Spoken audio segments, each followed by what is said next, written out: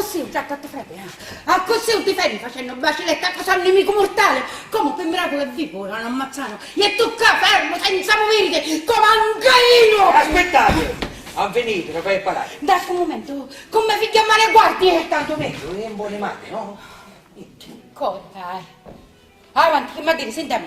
Se non sapete, vostro figlio se vuole venire a metà di sta putia, quanto c'è da dare? Ma che mi condanni? Aspettate per esse!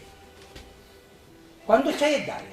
Che ve ne pare di questo negozio? Ne siete contenti? Ma mandessa, fammi venire che non stai riggendo! Aspettate per esse! E non mi facete tanta cascata delle nuove.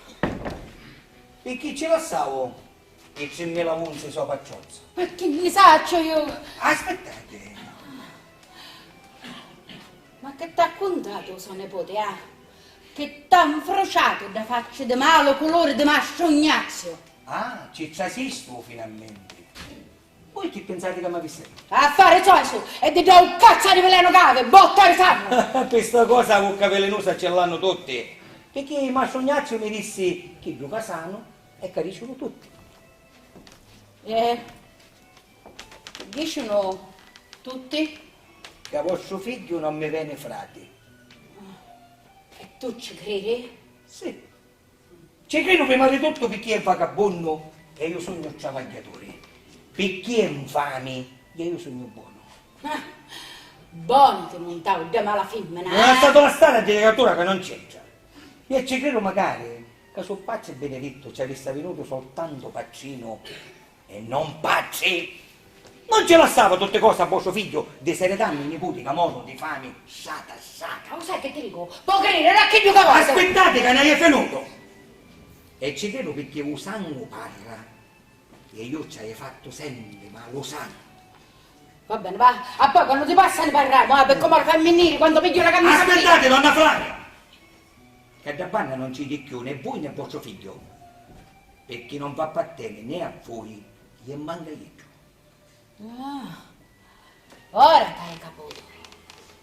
Ma a te che ti pare che con una calunnia ti piglia parte di tuoi frati e resta padrone di tutta potia? Sbagliato se! E questa cosa la faccio tosta la vita. Donna Flavia, mazze di Don Marito, seconda moglie di Don Peccio Avveri. A conoscete sta legge?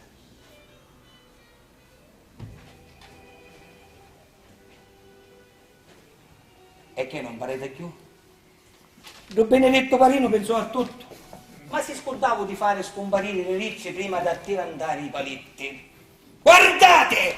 È arrivata la posta che ne riceve. Oh, ma alla fine chi è cuore mia? Che diretti ha sopra di mia? Che sei mio marito, tu! Oh! Non ve ne scaldate. Come non me ne scaldo io? Dunque dicete io che voglio, vero? È provato che voi non mi vedete niente perché mi siete mazzassa e non mazzi. È provato magari che vostro figlio non mi vede niente. E per 25 anni ha usurpato in sta casa un posto che non ci apparteneva. Dunque, né voi né vostro figlio mi venite niente. Né voi né vostro figlio avete diritto sopra sta putia. Chi dai la porta? I da vinni cheta. Invece di la Don Marito se credete, o se credete dicete zocco volete. Basta che non ci mettete più per i nuggioli tutto lì. E ringrazio a Dio che non faccio scannole, non nugno coppa e non faccio uci come potesse fare. Do resto a casa la vita. I piccioli che vi lassò Parino Macari. I 4 ciuscioli capite da banca e poi vi manna a casa. Ma i da vinni. E da vinni! Perché sarete stati in altro poco che intrano, saccio come va a finire.